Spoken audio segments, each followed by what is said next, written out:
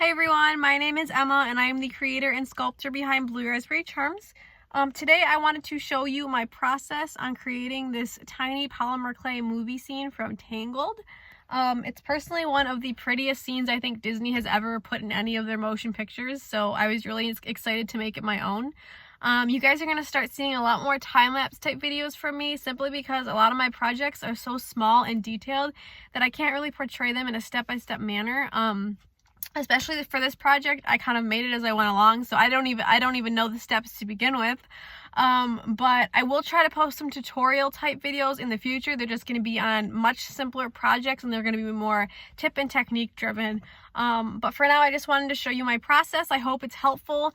This was my first time ever painting with polymer clay. You'll see that when I make the background castle. So please feel free to leave me some feedback in the comments. There's always room to improve. And I really like to challenge myself. So anyways, I hope you guys are all taking care and enjoy. Bye.